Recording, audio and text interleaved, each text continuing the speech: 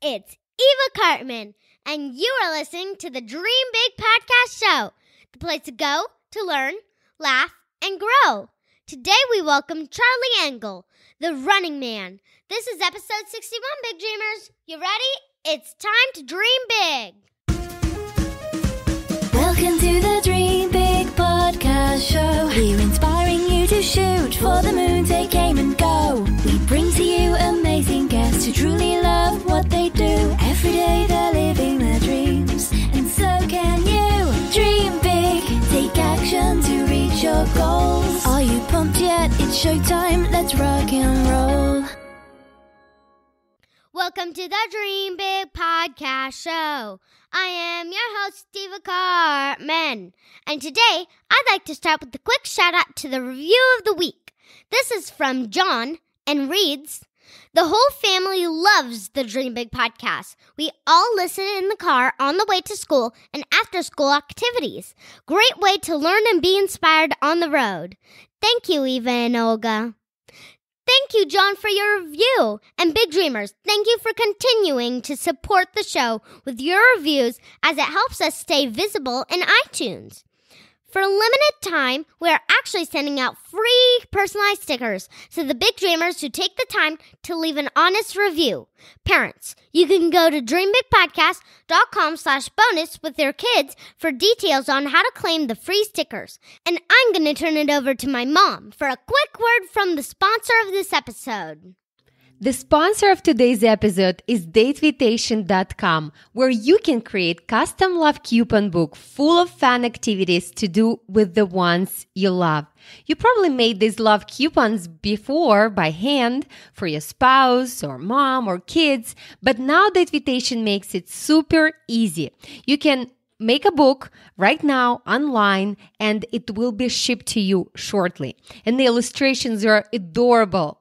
We love the selection of over 500 plus activity ideas.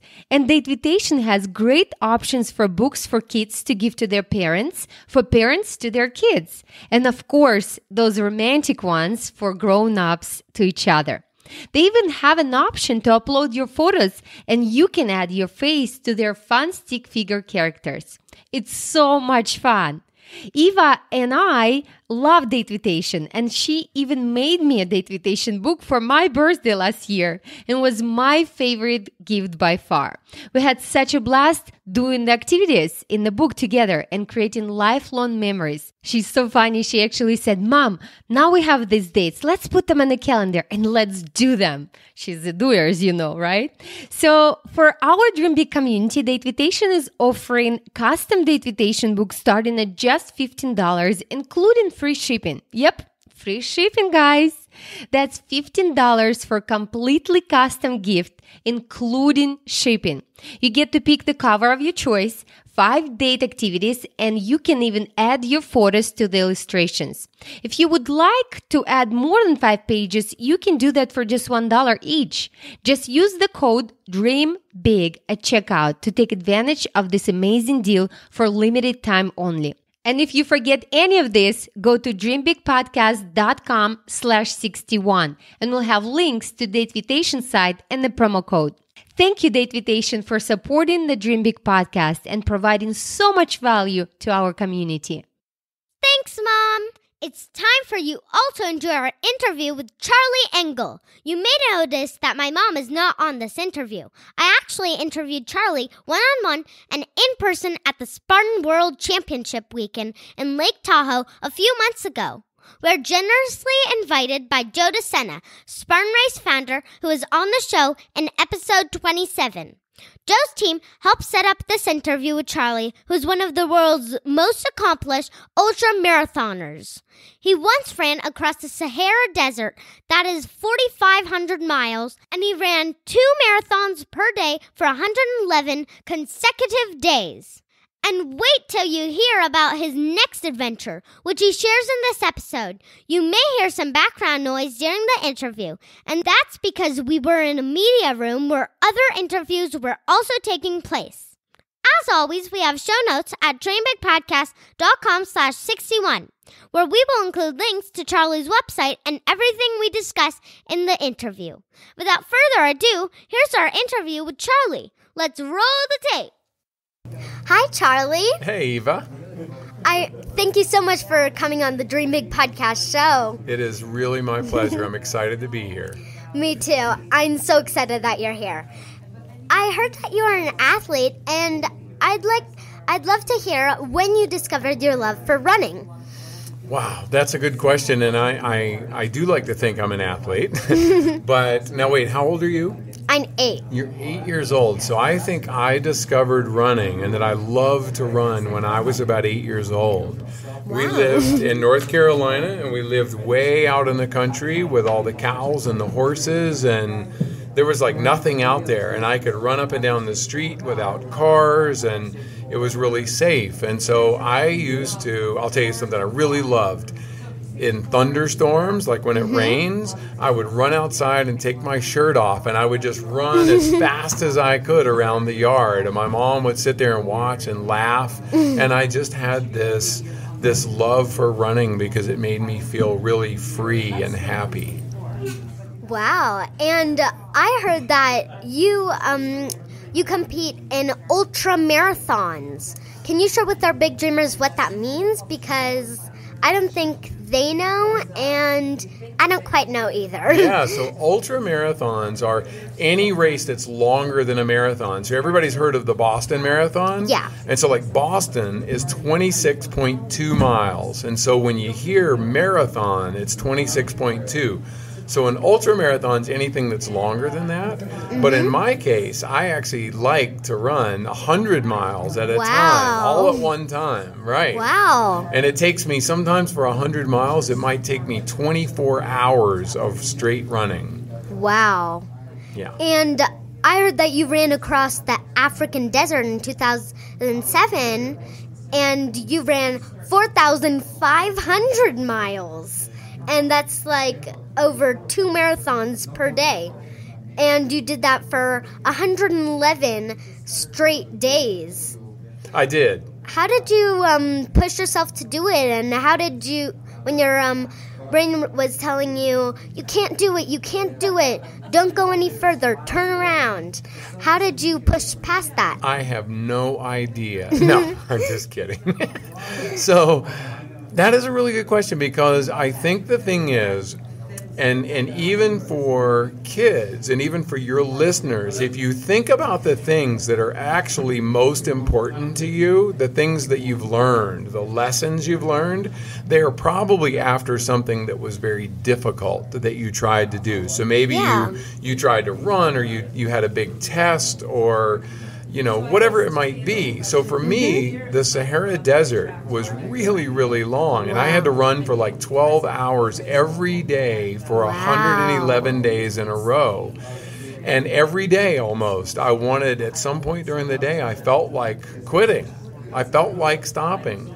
But I knew if I just kept moving forward, like if I just put one foot in front of the other and I just kept moving, that I would get to the finish of that day, and then I would lay down on the sand and I would sleep for 8 hours, and I would wake up the next morning and I'd do it all over again. But what motivated me was we were raising money for a nonprofit that is a water charity. So it's called water.org.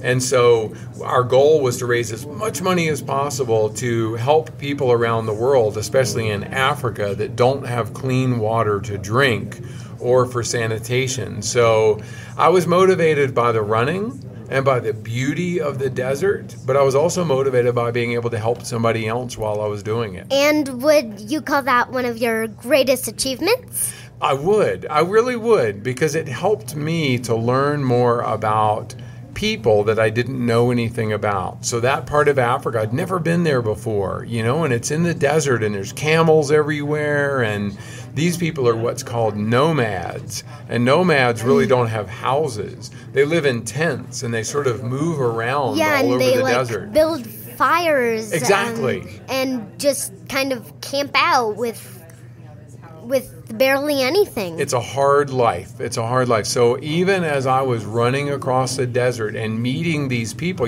sometimes people would offer me milk or meat or something that they have, even though they have almost nothing, they would offer what they have to me. And I thought that was beautiful, and it was very humbling, and it made me realize how lucky I am. I don't have to think about where my next meal is coming from. So I think for all your listeners out there, always go out there and see new parts of the world that you've never seen before. Yeah, and here's a tip for our big dreamers.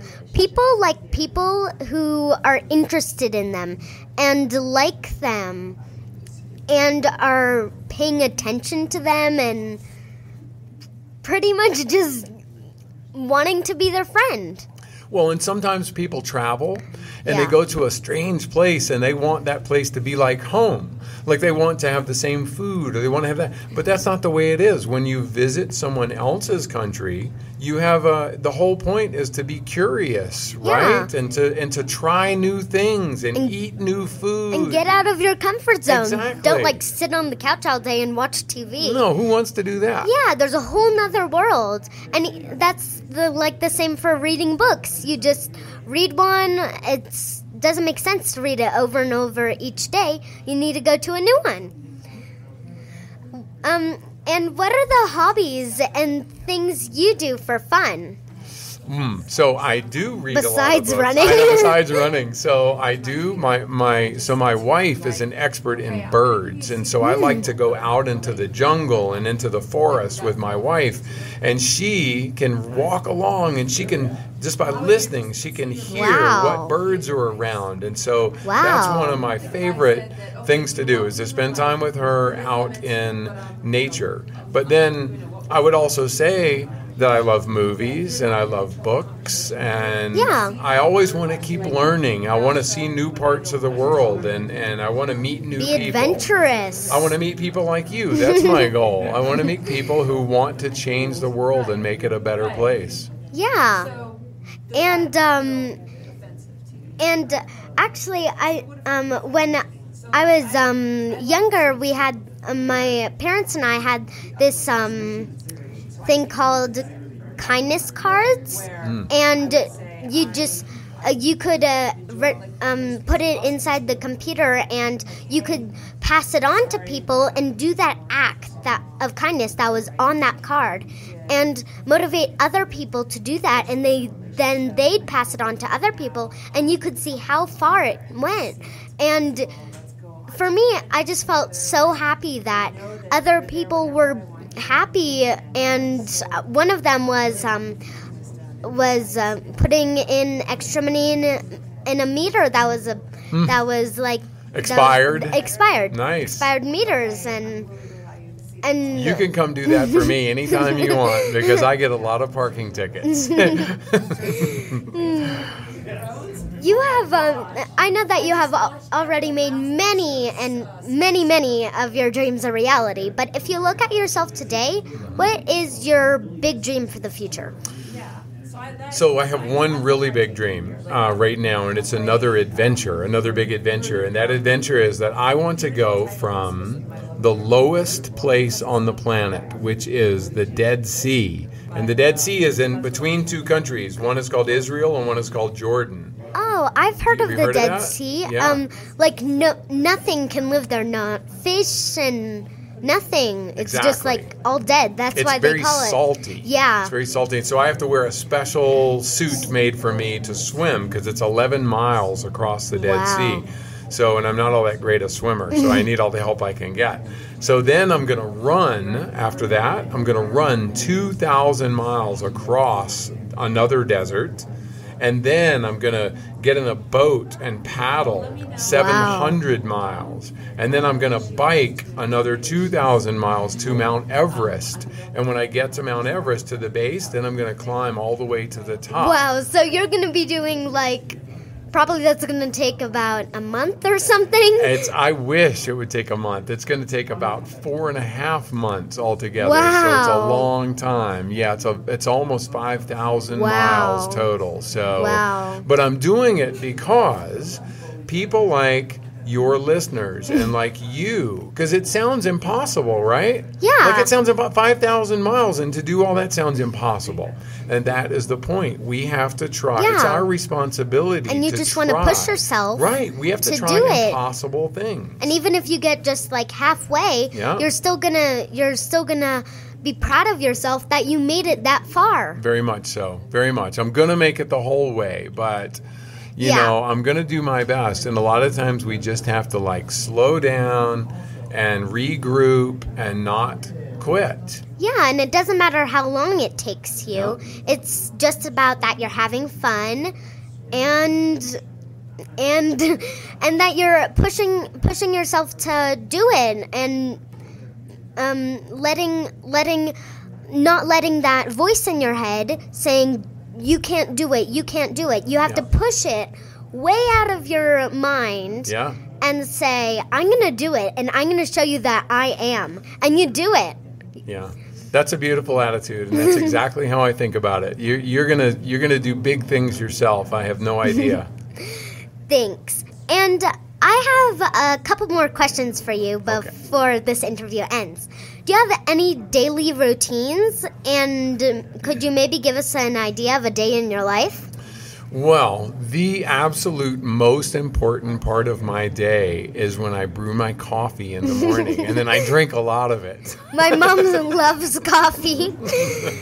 So that has to be part of my day, and I'll read the newspaper a little bit and kind of relax and let my day begin slowly. But then the rest of the day is all about trying to make things happen. So I like to run early if I can, because otherwise sometimes the day gets really busy and I might not have a chance to run later in the day. So I want to run, and for me it's a big relief. If I get my run finished early, then the rest of the day is like bonus. I write. I do a lot of writing. So I write for magazines, I write books, I write a lot of things. So I try to take a few hours every day to do some writing so that I have a good routine. And then, of course, I like to spend time with my wife. So we hang out and we talk about sometimes important things and sometimes things that aren't so important, other than just being together. Have you ever wrote a book? Well, funny, you should ask that question. I have one right here that I wrote. And it's called Running Man, which is a big surprise, right? That I would be called Running Man. So it's a book about my life. And one of the things that I talk about in the book, that I write about, is life isn't always easy. You know, things aren't easy for anybody, whether you're a kid, whether you're an adult. Life is challenging. And so it's important to try to approach every challenge with curiosity and not fear. Because if you're afraid all the time of everything, that's really no way to go through life. You have to be courageous, and you have to go out there and try things. And so that's what I tried to write about in this book. Yeah, you just gotta push yourself to it. And if you go back in time and talk to your 10-year-old self, what would be the best advice? Well, first I'd tell him to cut his hair, because it was really long and I looked like a cute little girl when I was 10 years old. So no, but I would tell myself to not worry so much about money and to pursue my passion, because I spent a lot of time, especially in my early 20s and in my 30s even. I'm way older now. But I spent a lot of time just getting jobs where I could make as much money as I could.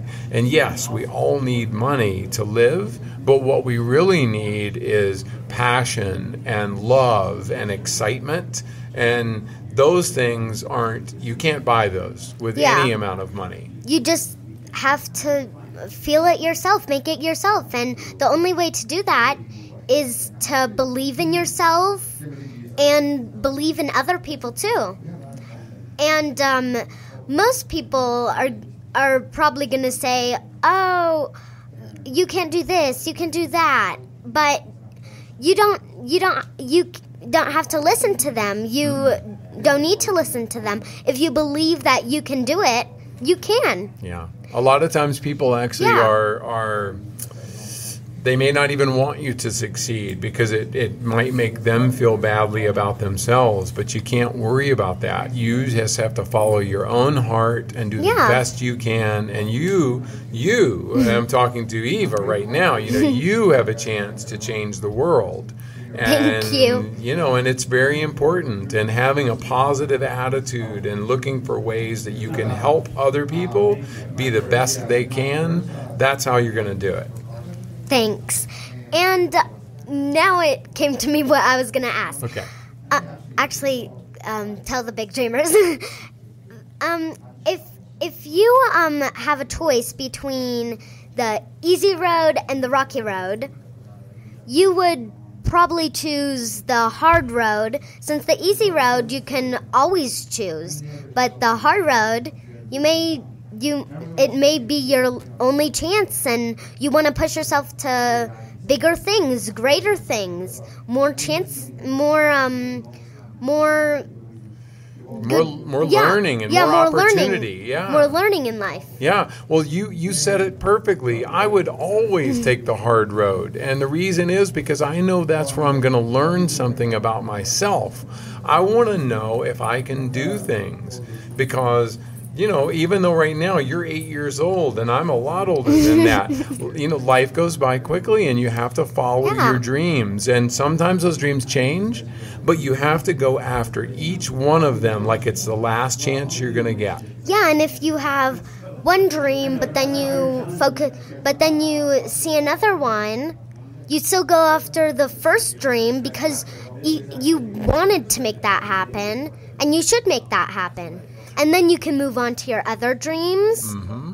Well, a lot of times we meet people, just like we meet today. Yeah. You don't know, you might change my life. You know what I mean? And that's how it is when we're people and we talk to each other. Sometimes when we meet people, it makes us think, now here's what I want to do. And so we go off and do something else. And it's important to pay attention to that. Yeah, definitely. And I have a couple more questions to ask you before we end this interview. Where can we find out more about you and your achievements in life and your books and thank you. Yeah, thank you for asking. So mine's really easy. So I have this book, right, called Running Man, but my website is just my name. It's charlieengle.com. And so with charlieengle.com, you can find ways to connect with me on social media. You can find my email address if you want to write to me, privately instead of on social media. And there's even a phone number on there. So I'm really easy to find. So you are welcome to call me anytime and ask me some kind of question, the craziest question you can think of. You can always ask me. And is that and where can people get your book? So the book you can get on my website also, but it is on Amazon and Barnes & Noble. And is it on the Kindles? It is. It's on Kindle. And do you know what a lot of people have done? I've sold a lot of audiobooks. So a lot of people, I read my own audiobook. And I'll tell you a funny story. In fact, when I had to audition to read my own book, I had to audition to play myself. You did? Well, I guess just because you can write doesn't mean that you can read well. So, but I really enjoyed reading it. And so a lot of people, a lot of runners especially, they buy the book and they like to listen to it while they're running. Yeah, and you can tell people on your website, if you get the audio book, you can run and listen to it and push yourself while you're listening to it. That's it. That's my goal. So thanks for that. I appreciate it.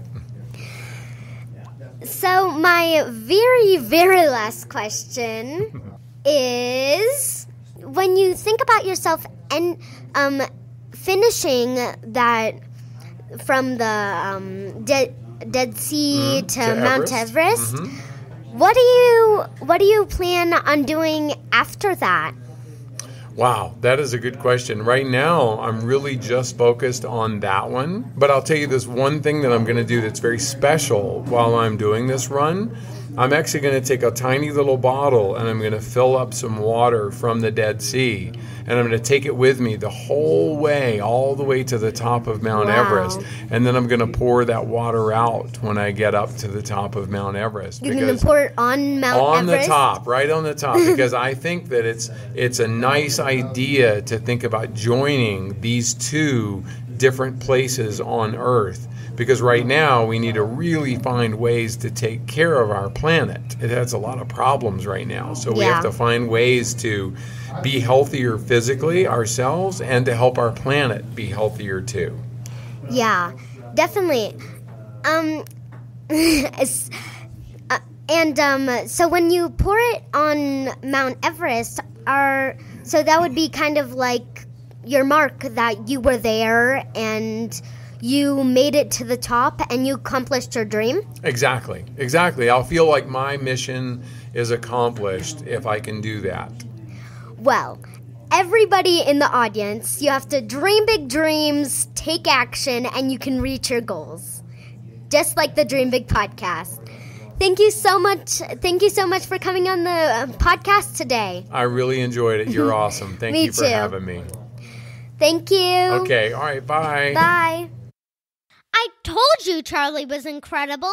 The fact that he even came up with the idea to go from the Dead Sea to Mount Everest is amazing. And he is actually going to do it. Be sure to check out our show notes at dreambigpodcast.com/61 for links to Charlie's website and everything else we discuss in the episode. When you go to the show notes, you'll see a place to sign up for our insider newsletter where we send exclusive content, including a free audio that I made on my top 10 tips for making and keeping great friends. This audio is only available for those who subscribe, and I know this will really help you, so please be sure to have your parents join the newsletter to get it. Thanks so much for tuning in. This is Eva Cartman reminding you that you have unlimited potential. Your dreams are not optional. You need to make them essential. So take massive action to turn those big dreams into reality. Live with passion the way life is meant to be. I'll see you in the next episode. Bye.